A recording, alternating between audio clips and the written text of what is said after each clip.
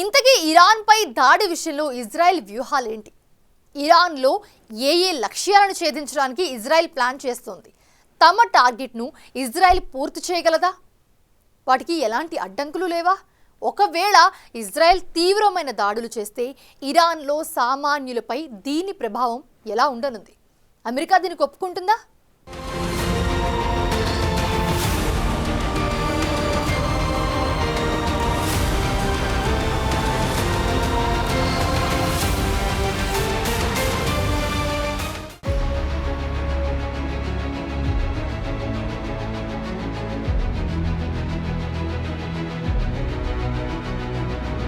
గతేడాది October 7న ఇజ్రాయెల్పై Hamas చేసిన ఆకస్మిక దాడి తరువాత మిడిల్ ఈస్ట్ మరోసారి రగులుకోవటం ప్రారంభించింది. ఆ దాడితో మొదలైన ఇజ్రాయెల్ ప్రతీకారం ఇప్పటికీ కొనసాగుతూనే ఉంది. మొదట హమాస్ మాత్రమే ఇజ్రాయెల్ లక్ష్యంగా ఉన్నప్పటికీ తరువాతి పరిణామాలు అనూహ్యంగా మారిపోయాయి. హమాస్తో మొదలుపెట్టి మిడిల్ ఈస్ట్లో ఇజ్రాయెల్కు థ్రెట్గా ఉన్న హిజ్బుల్లా, హౌతీలను కూడా నాశనం చేయటానికి పూనుకుంది. అయితే ఈ రాడికల్ గ్రూపులను పెంచి పోషిస్తోన్న ఇరాన్ కూడా ఈ ఛాన్సును వినియోగించుకోవటానికే సిద్ధపడినట్లు వ్యవహరించింది. హమాస్, హిజ్బుల్లా లీడర్లను హతమార్చినందుకు ప్రతీకారంగా 2 సార్లు ఇజ్రాయెల్పై బాంబుల వర్షం కురిపించింది. మొదటిసారి కాస్త సంయమనం పాటించిన ఇజ్రాయెల్ రెండోసారి మాత్రం అవకాశాన్ని వదలదలుచుకోలేదు. ఇప్పుడు ఇజ్రాయెల్ సైన్యానికి ఇరాన్లో స్పష్టమైన లక్ష్యాలున్నాయి. ఈ లక్ష్యాలను 3 కేటగిరీలుగా వర్గీకరించి ఇజ్రాయెల్ దాడులు చేయటానికి సిద్ధపడినట్లు తెలుస్తోంది.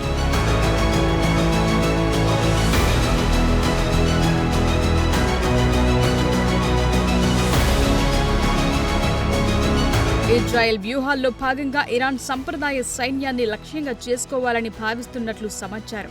ఇరాన్ బాలిస్టిక్ క్షిపణులను ప్రయోగించిన స్థావరాలే ఇజ్రాయెల్కు ప్రాథమిక లక్ష్యం కావచ్చనే అభిప్రాయాలు వెలువడుతున్నాయి.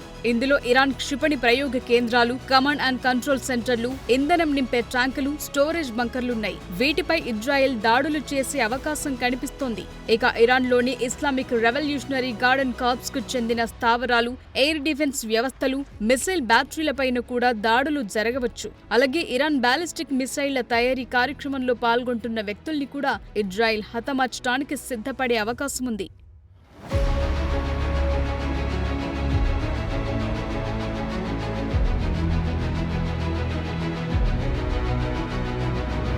ఇక ఇరాన్ ఆర్థిక వ్యవస్థ కూడా ఇజ్రాయెల్ ప్రధాన టార్గెట్లలో ఒకటి. ఇందులో భాగంగా ఇరాన్ను తీవ్రంగా నష్టపరిచే ప్రభుత్వ ఆస్తులపై దాడులు జరిగే అవకాశం ఉంది. ఈ క్రమంలో ఇరాన్ పెట్రోకెమికల్ ప్లాంట్లు, విద్యుత్ ఉత్పత్తి కేంద్రాలు, నౌకలు ధ్వంసం కావచ్చు.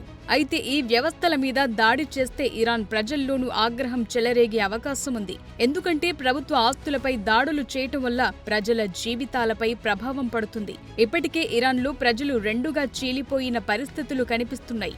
నస్రల్లా హత్య తరువాత ఇజ్రాయెల్పై ఇరాన్ దాడులు చేసినప్పుడు ఇరాన్లో చాలా మంది ప్రజలు రోడ్లపైకొచ్చి సంబరాలు చేసుకున్నారు. ఇజ్రాయెల్పై ప్రతీకారం తీర్చుకోవాలని నినాదాలు చేశారు. మరోవైపు ఇరాన్ చేసిన చర్యకు భారీ మూల్యం చెల్లించుకోవాల్సి వస్తుందని, ఇరాన్ను కాల్చి బూడిద చేస్తారని, ఇది సామాన్యుల ప్రాణాలను బలివ్వటమేనని ఇరాన్లోని కొందరు ప్రజలు భావిస్తున్నారు. ఇలా ఇరాన్ ప్రజలు రెండుగా చీలిపోయిన ఈ సందర్భంలో ఇరాన్ ఆర్థిక వ్యవస్థను దెబ్బతీస్తే అది ఇరాన్లో ఇజ్రాయెల్పై మరింత వ్యతిరేకతకు కారణమవుతుంది.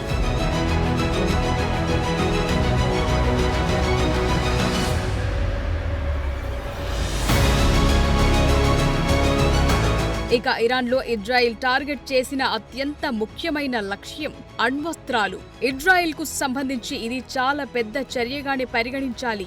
అణు విద్యుత్ ఉత్పత్తి కోసం అవసరమైన 20% కంటే ఎక్కువ యురేనియంను ఇరాన్ శుద్ధి చేస్తోందని ఐక్యరాజ్య సమితికి చెందిన అంతర్జాతీయ అణు ఇంధన సంస్థ ఇటీవల స్పష్టం చేసింది. ఈ పరిస్థితుల్లో ఇరాన్ అణుబాంబు తయారు చేసే స్థాయికి చేరుకుంటుందని, ఈ దశలో అది బ్రేకౌట్ పాయింట్ కు చేరుకుంటుందని ఇజ్రాయెల్ సహా దాని మిత్ర దేశాలు కూడా అనుమానిస్తున్నాయి. అందుకే ఇరాన్ లోపల ఇజ్రాయెల్ లక్ష్యాల్లో ఇరాన్ అణు కార్యక్రమానికి కేంద్ర స్థావరమైన పర్చిన్, రీసెర్చ్ రియాక్టర్లు ఉన్న తెహ్రాన్, బొనాబ్, రంసర్, ఇతర అణు స్థావరాలైన బుషెహర్, నటాంజ్, ఇస్ఫహాన్, ఫెర్దో ఉన్నట్లు తెలుస్తోంది. అయితే అణు స్థావరాలపై దాడికి అమెరికా ససేమిరా ఒప్పుకోవట్లేదు. అది మరింత తీవ్రమైన పరిణామాలకు దారితీస్తుందని అమెరికా హెచ్చరిస్తోంది. ఈ పరిస్థితుల్లో ఇరాన్ అణు స్థావరాలపై ఇజ్రాయెల్ దాడి చేస్తే అది మిడిల్ ఈస్ట్లో ఘోరమైన యుద్ధానికి దారితీసే అవకాశముంది.